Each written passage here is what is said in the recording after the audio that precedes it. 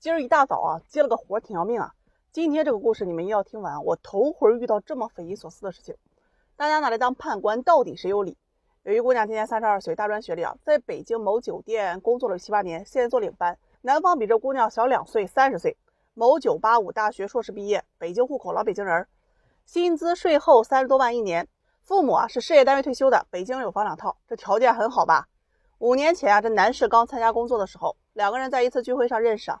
那个时候人姑娘不到30岁，哎呀，男士颜控啊，一眼就喜欢上她了。为了追这姑娘呀，各种礼物送不停，还给这姑娘主动付房租，各种示好。这姑娘呢本身呢也有点喜欢这个男士，再加上人男士北京人嘛，有北京房，心里啊也很满意，所以很快两人确认了关系，并且同居了。这平常啊，这女方的衣食住行，男方都全部负责，节假日等等也是红包礼物不断。就这么谈了2年多。人家姑娘快30了，家里就催着结婚呢，于是啊就提出带男士见家长，男方也同意了，想着也要结婚嘛。这两人就去了女方家里。我先说一下这个女方父母条件啊，河北下面一个村镇上的常年务工，有个姐姐和弟弟。见面当天啊，女方父母的态度直接让男士寒了心啊，话里话外表示女儿很宝贝，娶回家要珍惜。这珍惜的点是结婚要把房子给女儿加名字，而且出30万的彩礼不陪嫁。男士当场就尬住了，说北京房子是父母买的，自己没权利加名，而且北京这边也不兴彩礼，给30万家里肯定不同意啊。女方父母一听啊，不太愿意啊，30万这都是我们这边最低的。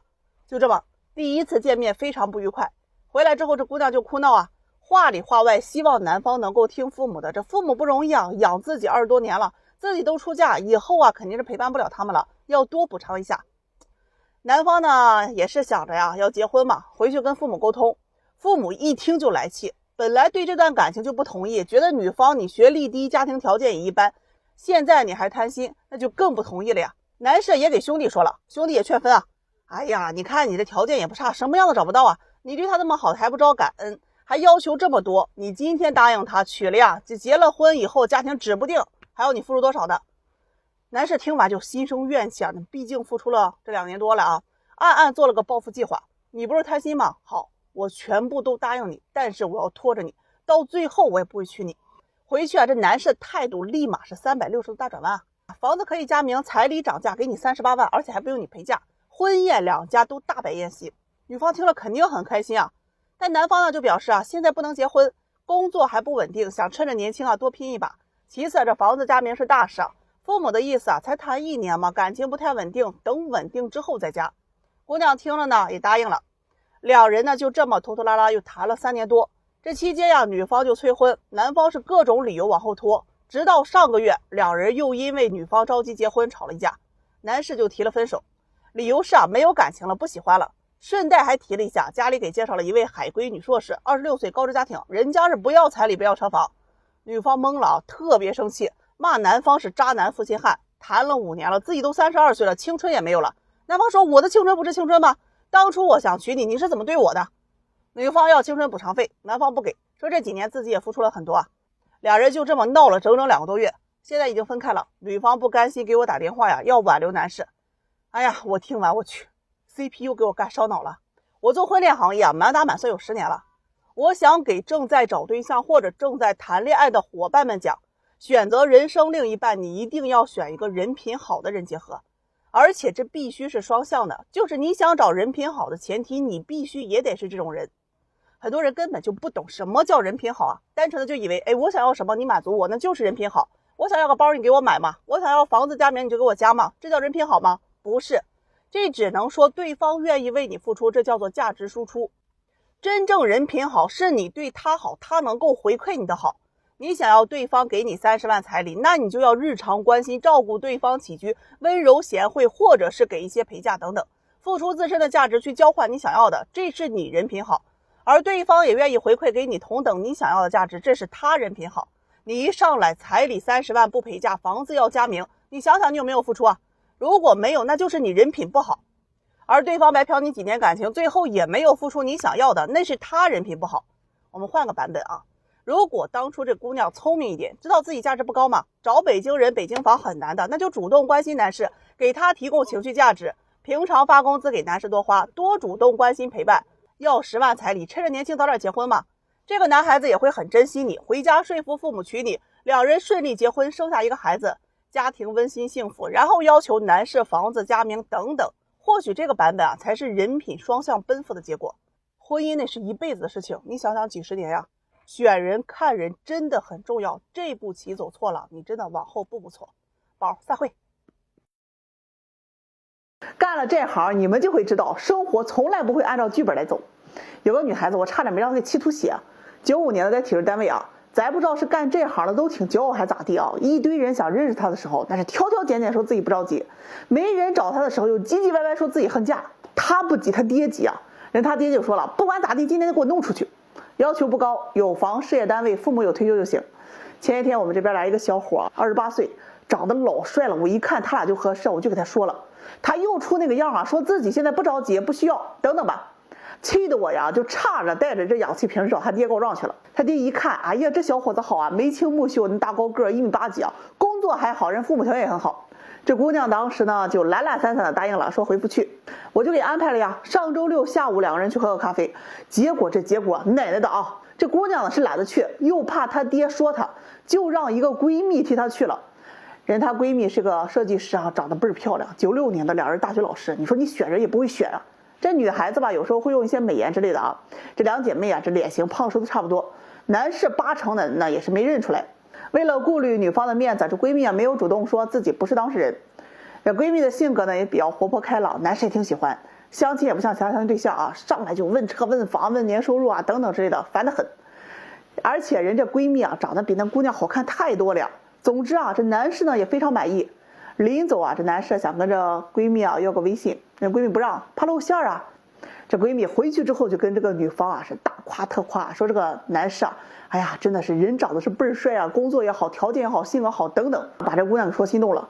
他就让他爹啊赶紧给我发个信息啊，说要再约个见面。我一看好像这有戏啊，哎呀，赶紧就给他俩呀安排昨晚吃饭去了。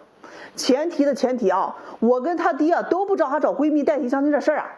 昨晚这2人就去约会去了，结果男方一看啊，那不是上回那一个呀，就很疑惑。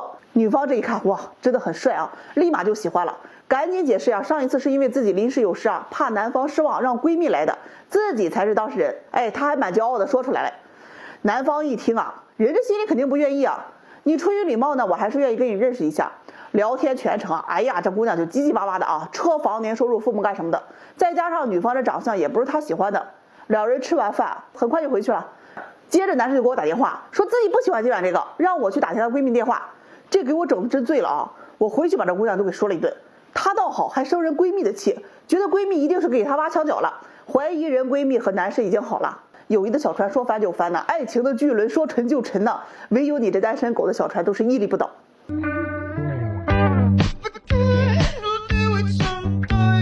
兄弟们，下班了啊！相亲我跟你们讲过很多遍，重点一定是筛选，选人很重要。娶错妻毁3代，给别人相亲这么多年啊，给你们几点建议。哎，老阿姨今天有空啊，有些人坚决娶不得的。第一种呢是情绪不稳定的人，我之前很多期我都有讲过，2个人谈恋爱你能不能走得长久啊，真的是跟情绪有关系。婚姻当中鸡零狗碎的事情太多了，稍有一点事情就能炸包，这3天2头的吵架，今天跟你谈结婚，明天就要跟你提分手，时间长了你自己都会觉得很累的。面对这段感情，小心翼翼，如履薄冰。兄弟们，真的再怎么爱也要放手，找个情绪稳定的人真的太重要了。遇事可以商量，和平相处，不会被感情内耗，不用动不动就看人脸色，被发脾气。不是说男人都喜欢在楼下的车里抽支烟才回家吗？哎，你要找个情绪不稳定的，我建议你得提前买个房车，这样能够在楼下待的时间能更长一点。第二呢，我觉得这点很重要，不要找很容易激发你极端情绪的人。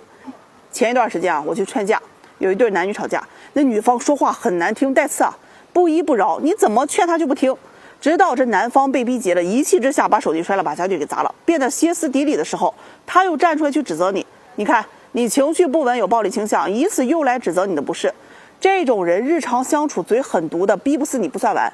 有的时候啊，人的情绪真的是被逼出来的。为求长命百岁啊，劝你是远离嘴毒的人。第三种啊，远离谎话连篇的人。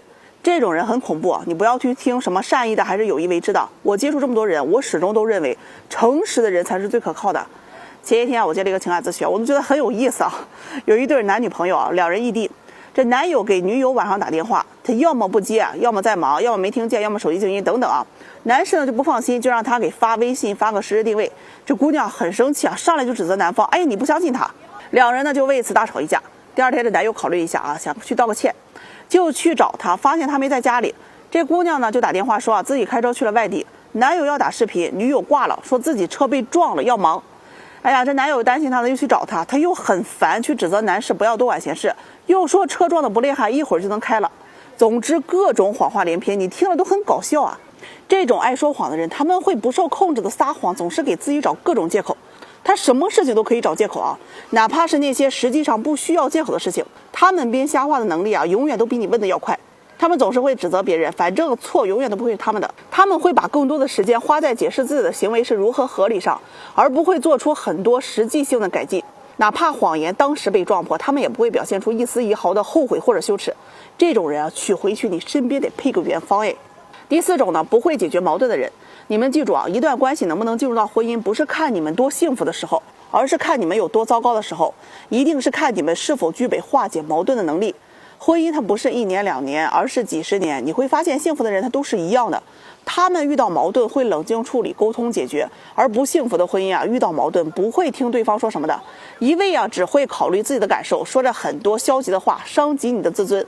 当你去尝试让你们之间的沟通变得有效一些的时候，要么被对方冷处理，要么战争升级。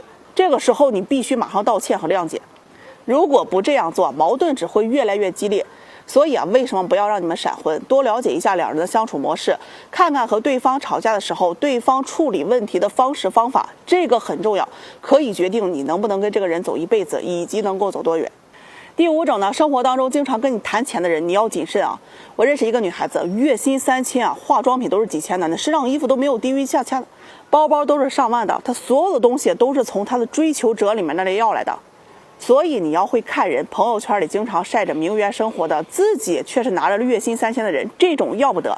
和你接触的过程当中，谈钱会让他开心，没钱就撂脸子的也撂不得。捞女太多，注意防渣。没确认关系啊，不要太主动给人家送很多东西。遇到礼尚往来的姑娘，一定要好好珍惜。哎呀，我唠着天黑了。总之呢，鞋合不合适脚知道，不要闪婚，多相处一段时间，去看看这段关系。如果它让你莫名的感到焦虑和恐慌，甚至心累，那这段感情要不得。宝子们，散会。昨天晚上我们征婚群又吵起来了。哎呀，那有一个男士在群里发了个征婚信息啊，说自己今年是34岁，身高有个170吧，体重150斤左右，985本科，上市公司做管理啊，这一年税后有个15万左右。他呢就想找个性格好、工作稳定的女孩子。哎呀，那群里一发呀，有不少姑娘就问他呀，对学历、对工作有没有要求啊？哎，他说这个本科以上啊，事业单位优先。于是啊，就有不少女孩子应该是私下加了他。其中有一个女孩子呀，这32岁，在银行工作的，加他之后啊，就介绍了一下自己啊，表示自己很喜欢这个男士，想跟这个男士认识一下。哎呀，人男士一上来就问他呀，可以问个私密一点的问题吗？这姑娘呢就回复了一个很尴尬的表情包啊，然后就说了个可以。男士就问他谈过几个男朋友，姑娘说谈过4个。男士又问他呀，有过婚前同居吗？姑娘就说啊有，前任同居了半年。问他为什么分了呀？姑娘就说啊，这俩人性格不合适，经常有矛盾，这男方冷暴力等等。哎，聊到这儿啊，这个男士接着又回复他了啊，觉得2个人不合适，他觉得呀这婚前同居啊他接受不了，女方不自爱，把这姑娘给气的啊，直接刷一下把聊天记录就给发群里去了，直接就生怼这个男士啊，怪不得娶不上老婆。哎呀，这群里就炸了啊，好多姑娘就出来了，指责男士啊，哎，你这什么意思啊？婚前同居怎么了？就不是好姑娘了？那你们男人自己还同居过，不也自认为自己是好男人吗？群里一看吵架了啊，有的人就劝和，哎，有的人就看热闹，包括我啊，不是，我是劝和的啊。男士这边呢就表达了一下自己的观点，我心里呢确实接受不了我老婆曾经跟别的男人一起同居过，我精神有洁癖，那是我的问题，有能看上我的呢我就好好对待，看不上我的那就找别人。说完这群里啊就开始有人站男方，对，我支持啊，婚前同居啊那不就是2婚了，吃住在一起，指不定都有过孩子了，谁都不愿意承担风险吧，不能找婚前同居过的。有人呢就站对立面，说这谈恋爱都是奔着结婚去的，这婚前同居的可以提前试婚啊，看看2个人的脾气性格合不合适，哎，夫妻生活呀合不和谐，这都可以避免以后因为这些离婚嘛。反正啊就是你一言我一语的，我看着看着我就睡着了，哎呀，一觉醒来群消息999，最后以男方主动退群结束了这场战争啊。这个婚前同居我以前就跟你们讲过，我这个人不爱讲鸡汤，我就很愿意给你们讲现实层面的。很多男人女人来找对象的时候啊，除了那些有处女情节的，特别要求我要找处子之身的，大多数都是不想找有过同居史的。男方考虑比较多的就是同居的时间越长这女方有可能怀过，其次就觉得女方不在，心里很难接受自己老婆曾经跟一个男人共同生活过。而女方呢，也有很多同样接受不了有同居史的男人，觉得男方你对感情太随便了，为了满足一己私欲提前过婚姻生活。所以说这婚恋市场上，他不管自己有没有过这个同居史，基本都很介意对方有同居经历的。大家都去选择刻意的去隐瞒。这有人就说哎呀，这情侣之间平常相处的太短嘛，没办法了解两个人生活习惯，性格是否磨合，想要婚前试婚，觉得合适呢就结，不合适也不用离婚，直接分手，成本很低先说我自己的观点仅代表我自己。我可不想被网暴。我是不支持婚前同居的。爱情它本身就有滤镜，你是对未来有幻想的，但是在一起生活之后，你会发现一地鸡毛。过早的去暴露出自己的缺点，会让你们的感情快速终结的。你有同居史不论男女，你步入婚恋市场都会被嫌弃，那个时候你就没有话语权了。如果有人认为只有和对方同居才能够了解其为人的，那我真觉得你不够聪明。人品是通过他的行为表现出来的，而不是通过同居。性格的磨合也不是通过同居，而是互相理解和包容。学会自爱，保护好自己，才会让别人值得尊重你的。当然呢，每个人理念不同，求同存异嘛。我们也不要去拿道德标准去随意的去攻击他人。有过同居史，你接受就继续谈嘛，不接受就各生欢喜，不对别人口诛笔伐，那才是成熟。我们改变不了任何人，我只能保护好自己所以我不接受婚前同居。再会。哎呀，我的妈呀，出来透透气差点没让一对母女给我起岔劈。人家姑娘气场挺强，来找对象上来就要把最优秀的男生资料给他拿出来筛选一下。我这一看真是要上香许愿了呀。问他自身什么情况，他介绍自己92年有车有房，硕士学历头几年做金融这个行业赚了几百万，后来就不停的开店确实是有能力，一年也能赚到300万以上。父母家庭条件比较普通长期退休，这有个姐姐和弟弟都在他的企业里面上班。他全程自我介绍，强调最多的就是有钱，他有本事。他妈妈也在旁边强调有钱，咱就是有钱。那买车买房不带吹的，好几套。我一听，条件这么好呢，那要求高不高女方妈妈说要求不高起码要持平。我问这持平是怎么个持平法？这时候女方就说了我一年保底100万，男方不能低于这个数字，这是我的底线。其次这男方要合眼缘，情商高一些，婚后还得把工资交给女方管理，另外自己不生孩子要代孕。我这一听光看脸看年龄这一步，这100万的优质男人就不想认识你了，你这还要求还这么多。我说我介绍不了这庙太小装不了大佛嘛，出门又转找别的庙。他问我为什么，我说你这一年赚这么多钱，你给男人得花多少钱？他说男人养家，为什么我要花钱？我问他房子这么多套，能不能给男人一套他说不能。问他平常生活能不能哄哄男人？他说应该男人哄，凭什么我哄？你看看自己赚钱自己花，铁公鸡一毛不拔，生个孩子都不用男人自己参与的，婚后工资还得上交，情绪价值啥都没有，找你干鸡毛他妈妈这时候就说了我们条件好肯定要找条件好的吧，这叫门当户对。说着我就把电脑资料给他打开，你看看我筛选年龄，00后的姑娘一堆再筛选这本科以上的学历也一堆。现在相亲半个天下都是00后了，他们又年轻又活力还听话，你年龄大脾气还急，有钱又不给他花，还要花他钱，找你干鸡毛这姑娘就不服说曾经有年薪100万的人追过我，我是有婚恋价值的。真的我这一听我就怕跟你相亲过的那些人都得被你说成追你的。问他怎么没成他说不喜欢男方丑，想找个帅的。有些人会凭运气得到一些想要的东西，但最后真的会凭本事失去的。一个人的婚恋价值不是取决于你自身的条件，而是取决于适配你的人有多少在婚恋市场，这男人多数会先看女人性价值，也就是你的年龄、外貌、身材等等。只要我喜欢你，我就不会对你的经济要求提出过高。反而相亲市场上大多数女人都先看男人的经济价值，你有车有房，年收入几十万我才会考虑。为什么剩女越来越多还自称优质？他们总是去拿自己的经济价值要跟男人比。我一年100万，男人就不能低低了那就配不上我。大姐人家一年都100万的优质男人进相亲市场都是被抢的，他们会更加看重女人的性价值。这2天那征求意见稿里那20条评论区里面男人都刷屏除了男人和狗几乎都保护了。就这局面你还得要求个1、2、3、4、5，男人都怕，有钱的人更怕。你想嫁优质男，不是看你自己自认为多优质，而是要看你能不能满足对方的择偶要求，那才叫优质天天看《甄嬛传》，结果宫斗水平连1集都活不下去。我也不知道你们都看个啥。散会。相亲圈里有句话，我觉得说的很形象，而且也很讽刺人啊，叫见过蓝天的雄鹰，怎么会爱上没有翅膀的草鸡？你搁大城市待过，你就看不上那农村的小破屋啊？大城市里坐着方便尿马桶，农村里你那蹲着那叫茅坑，心理落差那么大吗？这叫从俭入奢易，从奢入俭难。有一姑娘给我打电话啊，咨询我，哎呀，她又纳了闷了，为什么相亲180号了，就是找不着对象？她问我是不是她择偶要求很高啊？我一听完，好家伙，真的迪拜王子估计你都得瞧不上。这个姑娘很漂亮啊，身高在170左右，身材很好，自己开了个培训班，哎呀，是学音乐的，从大学开始啊就没缺过男朋友。这有的男朋友呢给她买包啊，有的给买化妆品啊，有的管吃管住管旅游啊。最后啊谈了一位大了10多岁啊很有钱的男朋友，过了一段高于其能力地位的生活，两人一度谈到了结婚论嫁。当然时间不长啊，这位很有钱的男朋友承诺给她婚前买套别墅，再给她100万的彩礼，她很是激动啊，哎呦，觉得自己的人生终于到达了一个巅峰啊，找到了一个好的归宿。谁知道两人就谈了有不到2个月啊，这位名都不全的男友提出了分手，理由是家里不接受他的工作。他就很无奈很伤心啊，觉得房也没了啊，100万礼金也没有了。你要知道，这有些人经历过高山明月，他是看不起那小桥流水的，被迫年龄大了，马上30了，那开始被家里人安排相亲啊，见了不下是几十位啊，没有一个合适的，那一个个理由都可以出书了呀，哎呀妈，都赶上我想出那个相亲那些事儿了。有的呢长得是跟李逵一样5大3粗，一点都不阳光，有的个子太矮，生个孩子他都得操心孩子基因不好，有的呢对他太抠啊，吃个饭都得点个盒饭的，有的不是自己条件差的，就是那爹妈穷的。难得自己喜欢啊那么1、2个，哎呀，不是嫌他年龄大，就是觉得他性格高傲不主动。反正啊这一年相的是没有一个合适的呀。我问他你到底想找什么样的啊？他说要对他好的，条件好的。我问他什么才算是条件好的？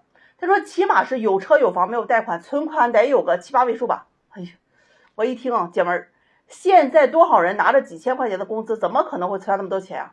他说我前任多么的有钱呀，哎呀，还要给我买房啊，彩礼要给我定了100万了，我要这种条件的。听得我啊反问这个姑娘，那最后为什么人家没娶你呢？她就有些结巴，哎呀，这个，那他是爱我的，只是家里不同意。听完姐妹儿，真的，你这个自我安慰自我洗脑哈，也不是这么个事儿啊。他说我怎么自我安慰了，他就是爱我的呀，不然怎么愿意出那么多的彩礼，我们还一起去看房子嘞。大家来听听啊，这就是为什么海王就那么招女人喜欢啊，因为会画饼啊。我是真无奈啊，姐们儿，你是一点都看不清楚问题的本质在哪里。有钱人谈恋爱往往先看重的是他们的短期特质，比如说年轻貌美一推倒，对吧？可这个特质呢，多数人都会随着年龄的增长以指数级的速度消失的。也就是说呢，有人找你谈恋爱，刚开始可能会喜欢你的肉体，在一起之后他会喜欢你的性格，之后呢他会喜欢你的才华，再之后会喜欢你的灵魂。如果你只能提供肉体上的满足的话，那只能是短则关系，结婚娶不娶你那是要看长期特质的，一定是要看你的性格、人品、修养以及能力，还有你的家庭背景等等，因为那是一辈子的事儿。也就是说呀，倘若你依然没有具备那些让他可以长择你的特质，你依然找不到的。这就是大龄剩男剩女为什么越来越多的原因。你眼里的择偶要求啊，是远高于实际你的特质的。那呀，眼里就光剩野屎了。这姑娘听完呢，起初表示不服啊，最后也被我说的是服服帖帖的。我倒不是看不起她，而是见识层面的东西啊，总不能我跟你说公司人事管理的培养方式，你回答我3姑6婆谁家生孩子，这真的是有点沟通不来啊。尤其是奉劝那些曾经谈过很多优秀男人的姑娘和谈过那些漂亮优秀女人的男人，把过去都放一放吧啊，看看自己现在还能不能配得上。你到底是见过蓝天的雄鹰呢，还是扑棱蛾子的家雀，对吧？人总是要有点自知之明，大白天总做梦，那不干活吗？你愿意跟胖子谈恋爱吗？有一姑娘来找我交对象呀，92年的，身高在160，体重有170多斤，自己开了一家商店。她说自己年龄大了，很焦虑，很想找个男朋友结婚。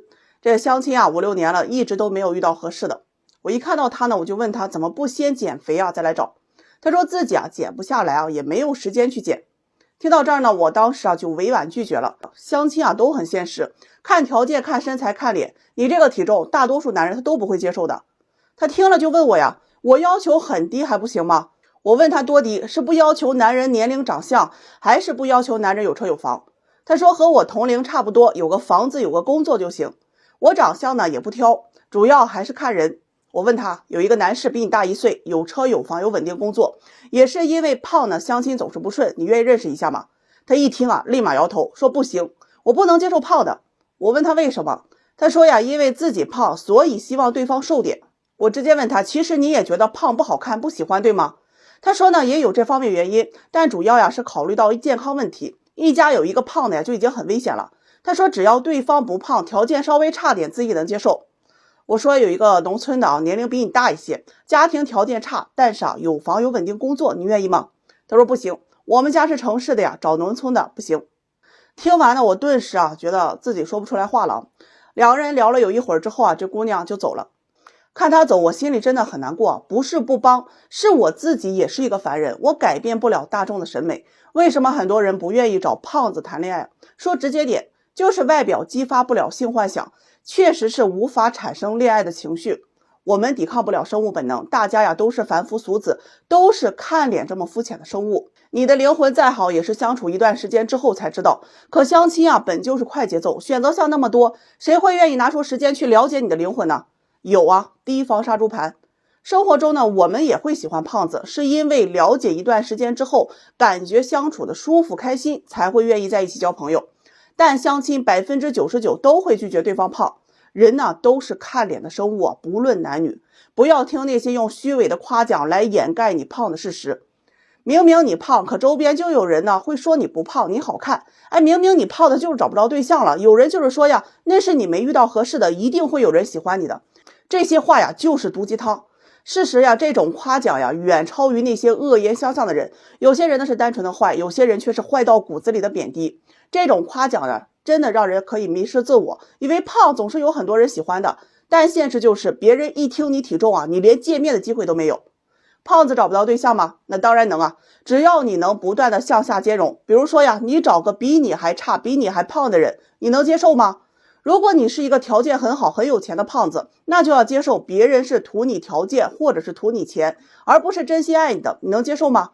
两性关系里有很现实的3要素一是性价值，二是经济价值，三是情绪价值。一段恋情你起码要具备2种价值才可以和谐。性价值代表着你的外形体貌，往往是第一次见面就已经决定的。估计胖子自己也不想找胖子谈恋爱吧，不如去正视自己的问题，管住嘴，迈开腿，这样你的择偶范围才会变大。在你有限的青春里面去找一个相爱的人不好吗？拿出自己最好的状态胖子们 fighting。 说个2人相亲变成9人团建的事儿，嘿嘿，想想都特别有意思有一位这个男士是83年的，本科是工程师相亲快10年了，哎呀，比我进这行都早那这10年呢一直都是在相亲我们俩常在这行混就比较熟悉了。我有个女客户是87年的小学老师，相亲3、4年了，一直都没有脱单呢，这见了也不下20、30位了，总说没要求那实际都是各种挑。我当时就觉得他俩条件还是蛮般配的就给他们撮合看看。哎呀，这一撮合那可出事了呀，那是一波三折两人先是看了资料互相都比较满意，就约好了见面。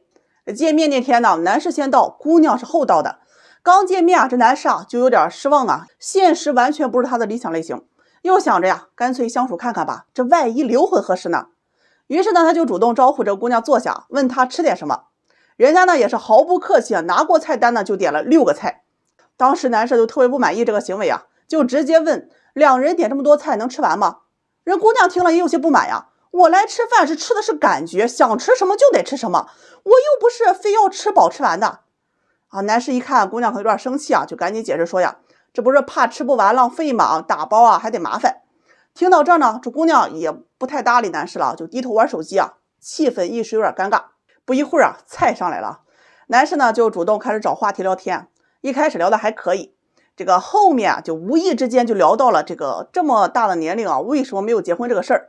女方就生气了，顺带着有一些老师的职业病说话就比较严肃认真说男士情商低不会说话这问题明显就是带有歧视的，对年轻姑娘怎么不说？那就是嫌自己年龄大呗。最后总结了一下，自己和男士根本处不来。男士这时脾气也上来了，就很憋屈心里想着你处不来吃我的饭，我还受你气了。于是就跟这姑娘抬起杠，提出既然2人意见这么不合，那这顿饭就 AA 吧。这姑娘听完呢也爽快答应了但是这话里话外含沙射影的说自己相了这么多年的妻第一次碰到主动要饭钱的。男士想着呀，反正啊菜都上来了，不吃白不吃，我管你的，埋头就吃啊，也没怎么搭理这个姑娘。哎呀，不一会儿啊，这姑娘的闺蜜来了，说是偶遇。这姑娘呢，赶紧就招呼服务员啊，再拿一双筷子来。男士看到这儿啊，他是怎么也不相信，怎么会有这么巧的偶遇呢？明明就是听说要 AA 了，把人喊来蹭饭的。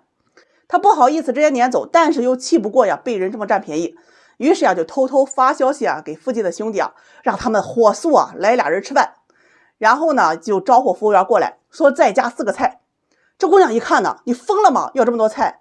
男士就说呀，哎呀，你闺蜜来了就得好好招呼，那吃的就是感觉呀，你也别担心钱，咱俩说好了 AA。不一会儿啊，这菜上来啊，没到5分钟啊，兄弟俩来了，打招呼说，哎呀，这么巧啊，一起吃个饭吧。好了啊，这2人呢变成5人，把这姑娘给气的呀，开始暗地较劲啊，故意拖住男士啊，悄悄的又喊来2个朋友。哎，这个时候女方是4个人，男士啊是3个人，这一共变成7个人了。倒是把服务员给乐呵的，赶紧给他们换到12人的大桌上去了。男士他越想越气啊，觉得对方的这欺人太甚，想着反正也是这么多人了，饭钱我就跟你杠上了。于是他又叫服务员加了4个菜啊，又喊来2个朋友，这样一圈下来，一共啊9个人，点了14个菜。这姑娘一看呢是气不打一处来，想着算了，吃完就走。不过最后啊，好在因为人比较多嘛，大家也没有像这个打仗一样，而是一起聊天说话，也挺开心的，全当聚餐了。反正苦了这对相亲男女啊，一顿饭下来花了1800多。回来呢，相亲男女这2人啊是轮番给我打电话告状啊，说对方的不是。哎呀，林子大了，这什么鸟都有啊。